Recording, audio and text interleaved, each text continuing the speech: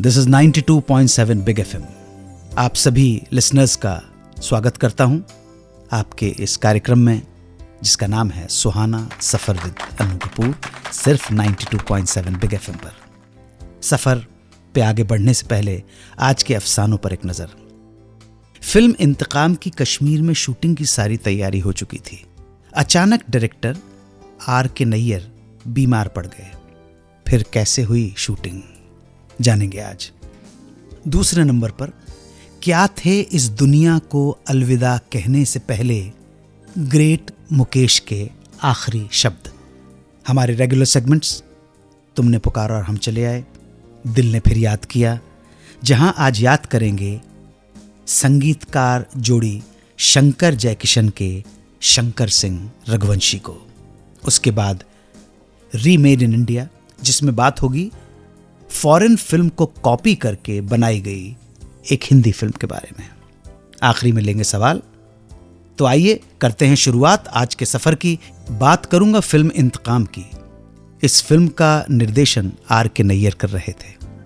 Film में संजय खान, साधना, Ashok Kumar, Rahman, Helen, Rajendra Nath जैसी बड़ी स्टार कास्ट थी। इस फिल्म का कुछ हिस्सा कश्मीर में शूट किया जाना था। शूटिंग की सारी तैयारियां हो चुकी थी, लेकिन शूटिंग शुरू होने से कुछ दिन पहले ही अचानक नैयर साहब गंभीर रूप से बीमार पड़ गए। सभी के मन में इस बात को चिंता थी कि अब क्या होगा। शूटिंग कैंसल करने का मतलब था लाखों का नुकसान। ऐसे में जब फिल्मालय स्टूडियो के एस मुखर्जी ने डायरेक्टर R.K. नैयर से बात की तो उन्होंने बड़े विश्वास के साथ एस मुखर्जी से कहा कि आप चिंता ना करें, शूटिंग कैंसिल नहीं होगी। मुखर्जी साहब ने पूछा, आपका कहने का क्या मतलब है? आप बीमार हैं और ऐसे में आपको शूटिंग करने की इजाजत डॉक्टर तो क्या मैं भी नहीं दूंगा। शूटिंग कैंसिल करने के अलावा मुझे और कोई ऑप्शन नजर नहीं आ रहा। R.K. नैयर बोले, आप फिक्र मत करें, एक आदमी है जो मेरी गैर हाजिरी में भी इस काम को बखूबी अंजाम दे सकता है, और वो है मेरा असिस्टेंट रवि टंडन। मुझे पूरा भरोसा है वो सब संभाल लेगा। और तब R.K. नैयर के कहने पर रवि टंडन ने उनकी गैर हाजिरी में फिल्म के इंपॉर्टेंट सीन शूट कर डाले। साथ ही उन्होंने फिल्म के 2 गीत भी ठीक उसी तरह से शूट किए जिस विजन के साथ R.K. नैयर चाहते थे। और इस तरह R.K. नैयर ने अपने असिस्टेंट पर विश्वास किया, ग्रूम किया और अपने प्रोड्यूसर का लाखों का नुकसान बचा लिया और इंडस्ट्री को दिया रवि टंडन के रूप में एक होनहार निर्देशक भी। 1976 का अगस्त का महीना होगा। मुकेश जी कॉन्सर्ट के लिए अमेरिका के टूर पे गए हुए थे। शेड्यूल के मुताबिक 27 अगस्त को डिट्रॉइट में उनका नवा शो होना था। शुरू होने का टाइम 6 बजे, करीब 4:30 का वक्त होगा। मुकेश होटल के 20वें माले पर स्थित अपने कमरे में हारमोनियम पर रियाज कर रहे थे। टीम के दूसरे साथी हृदयनाथ मंगेशकर, लता मंगेशकर, अनिल मोहिले कार्यक्रम की रूपरेखा तैयार करने में जुटे थे। तभी नितिन मुकेश ने हृदयनाथ मंगेशकर को फौरन पिता के कमरे में आने को कहा। जब हृदयनाथ कमरे में पहुंचे तो पता चला कि मुकेश जी को घबराहट हो रही थी, बहुत अधिक पसीना आ रहा था। उन्होंने मुकेश को लेटने के लिए कहा। इस पर मुकेश ने कहा, लेटने पर उन्हें ज्यादा तकलीफ होती है, इमरजेंसी थी। फौरन डॉक्टर बुलाया गया। डॉक्टर ने आकर मुकेश को व्हील चेयर पर बिठाकर ऑक्सीजन लगा दी और हॉस्पिटल ले जाने के लिए उन्हें एम्बुलेंस में व्हील चेयर समेत बैठा दिया गया। धीरे धीरे मुकेश जी की चेतना खो रही थी। मुकेश जी सिंक हो रहे थे। एम्बुलेंस में उन्होंने व्हील चेयर पर कसे पट्टे की ओर देखकर कहा, ये पट्टा खोल दो। हॉस्पिटल पहुंचकर मुकेश जी ने इमरजेंसी वार्ड में जाते वक्त बेटे नितिन की ओर देखकर हाथ हिलाया, मानो जैसे अलविदा कह रहे हो। आधे घंटे के बाद मुकेश जा चुके थे। ये पट्टा खोल दो उनके आखिरी शब्द रहे। लगता है वो पट्टे से नहीं, जीवन के बंधन से मुक्त होना चाहते थे। हेलो हेलो हेलो, नमस्ते अनु जी। मेरा कितना किस्मत है, आज आपसे मैं बात कर रही हूँ। Thank you. आपका शुभ नाम क्या है? जयश्री। जयश्री, कहाँ रहती हैं जयश्री जी? मैं नवी बॉम्बे में हूँ, असली तो मैं इंदौर के हूँ। अच्छा। बेटा आया है, मैं आया है तो उसके साथ मैं आई थी। अच्छा, इंदौर में रहती हैं लेकिन अभी नवी मुंबई में हैं। हाँ, मैं जा भी रही हूँ इंदौर में। अच्छा अच्छा अनु जी, मैं आपके एक बात बताऊँ? जी प्लीज। आप मेरा जो सुहाना सफर के आपका सफर की साथी मैं हूँ, मैं अकेले हूँ। अच्छा। विडो लेडी, बहुत दुखी, लेकिन आपका ये जो प्रोग्राम मेरे जीवन में इतना आनंद खोला, इतना आनंद खोला, इसीलिए मैं आपको बहुत शुक्रिया करती हूँ, बहुत शुक्रिया अदा करती हूँ।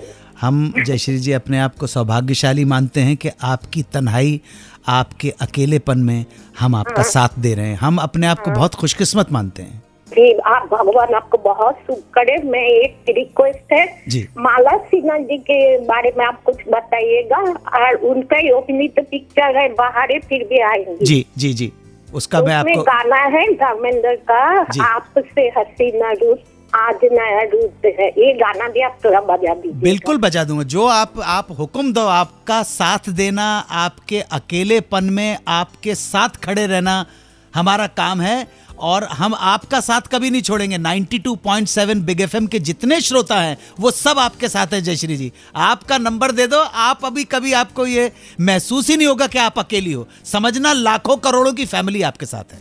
थैंक यू हमसे बात करने के लिए, थैंक यू सो मच। दिल ने फिर याद किया। आज का सेगमेंट डेडिकेटेड है जीनियस माइस्ट्रो, मशहूर संगीतकार जोड़ी शंकर जयकिशन के शंकर सिंह रघुवंशी को। शंकर का जन्म 15 अक्टूबर 1922 को पंजाब में हुआ था, मगर उनके पिता राम सिंह रघुवंशी रोजगार के सिलसिले में आकर हैदराबाद बस गए। शंकर को कुश्ती और तबला वादन में बड़ी रुचि थी। तबला वादन की विधिवत शिक्षा लेने के बाद वो उस्ताद नसीर खां के शागिर्द बन गए। आगे चलकर एक नाट्य मंडली में शामिल हो गए, जिसके संचालक थे मास्टर सत्यनारायण।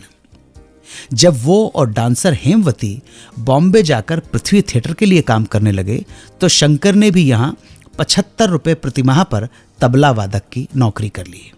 यहीं प्लेज में शंकर छोटी मोटी भूमिकाएं भी निभाने लगे। साथ साथ ही उन्होंने सितार बजाना भी सीख लिया।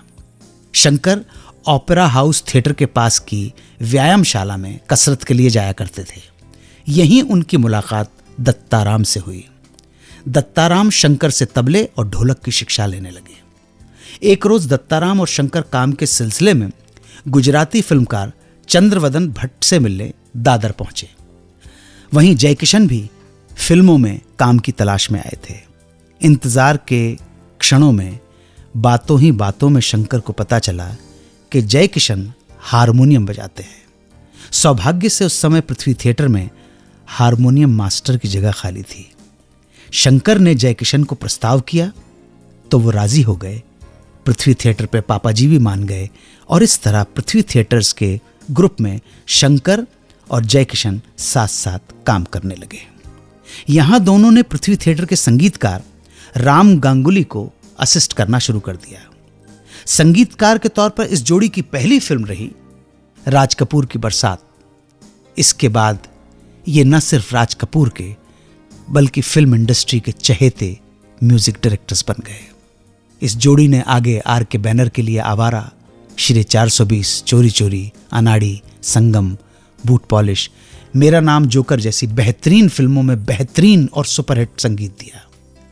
प्रोफेसर, सूरज, ब्रह्मचारी, बेईमान, आरजू, यादगार संगीत। जयकिशन से अलगाव हो गया, लेकिन इस अलगाव के बाद भी क्रेडिट में हमेशा दोनों का नाम साथ आया।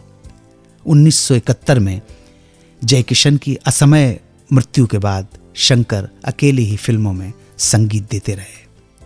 इस जोड़ी को उनके संगीत के लिए 9 बार सर्वश्रेष्ठ संगीतकार का फिल्म फेयर अवार्ड प्राप्त हुआ। शंकर का परिवार हैदराबाद में होटल के व्यवसाय में संलग्न है। शंकर सिंह रघुवंशी 26 अप्रैल 1987 को इस दुनिया से कूच कर गए। इस महान संगीतकार को शत शत नमन। ब्रेक पे जाने से पहले बात की थी 1936 में आई एक हॉलीवुड फिल्म की, जिसमें गॉडफ्री नाम का एक आदमी कचरा बीनने वाले लोगों के साथ रहता है। एक रोज उसके पास एक अमीर व्यापारी अलेक्जेंडर बुलक की बड़ी बेटी कॉर्नेलिया बुलक आती है और एक गेम में शामिल होने के लिए $5 की पेशकश करती है। लड़की बदमिजाज है। उसकी बदमिजाजी को देखकर गॉडफ्रे उसका साथ देने से मना कर देता है, मगर जब उसकी छोटी बहन आयरीन यही पेशकश गॉडफ्री से करती है तो वो तैयार हो जाता है। गॉडफ्री की मदद से आयरीन ये गेम जीत लेती है और गॉडफ्री इस मदद के बदले उसकी मदद करने की पेशकश करता है। गॉडफ्री उसे बताता है कि उसे काम की तलाश है। तत्पश्चात आयरीन उसे अपने घर में बटलर रख लेती है। बड़ी बहन कमेलिया को यह बात पसंद नहीं आती। वो गॉडफ्रे की गलतियां निकालने की पूरी कोशिश करती है, मगर गॉडफ्रे न सिर्फ घर के मालिक अलेक्जेंडर की आर्थिक परेशानियों को दूर करता है, बल्कि परिवार के हर सदस्य का दिल भी जीतता चला जाता है। इस स्टोरी को सुनकर अंदाजा तो लग ही गया होगा। 1972 में इस प्लॉट पर हिंदी फिल्म बनी थी। फिल्म को डायरेक्ट किया था ऋषिकेश मुखर्जी ने। प्रोड्यूसर थे सिप्पी फिल्म्स और ऋषिकेश मुखर्जी। फिल्म में गॉडफ्रे का रोल किया था राजेश खन्ना ने, जो बावर्ची बनकर घर में आते हैं। घर के मुखिया बने थे हरिंद्र नाथ चट्टोपाध्याय। बड़ी बहन कमेलिया का रोल किया था मनीषा जी ने और छोटी बहन आयरीन बनी थी जया भादुड़ी। फिल्म का संगीत मदन मोहन, गीत कैफी आजमी के। दिल्ली से नुपुर चतुर्वेदी ने पूछा है कि क्या सुलक्षणा पंडित ने शमशाद बेगम के साथ कोई डुएट गाया है। बताना चाहूंगा कि एक ऐसे गीत की जानकारी मिली है जिसे सुलक्षणा पंडित और शमशाद बेगम ने साथ में गाया है। बोल, दिन मोहब्बत के रातें हैं शबाब की, दिन मोहब्बत के रातें हैं शबाब की, सबकी आंखों में मस्ती है शराब की। फिल्म नतीजा, ईयर 1969। इस फिल्म को डायरेक्ट किया था राजेश नंदा ने। फिल्म की स्टार कास्ट विनोद खन्ना, बिंदु, के.एन. सिंह। संगीत दिया उषा खन्ना ने। फिल्म के गीत लिखे सागर सलीम और असद भोपाली ने। ये गीत सुलक्षणा पंडित और शमशाद बेगम का डुएट, इन दोनों में से सागर सलीम और असद भोपाली में से किसने लिखा, इसकी कोई ठोस जानकारी हमें मिल नहीं सकी है। उम्मीद है आप हमारे इस जवाब से संतुष्ट होंगी। आज के लिए इतना ही। सुहाना सफ़र अब विराम चाहता है। आप भी अपनी मंजिल तक पहुंच गए होंगे। हर पड़ाव ऐसे ही खुशी के साथ बीतता रहे, यही प्रार्थना है। दुआ में याद रखिए। चलता हूं। जय हिंद, वंदे मातरम।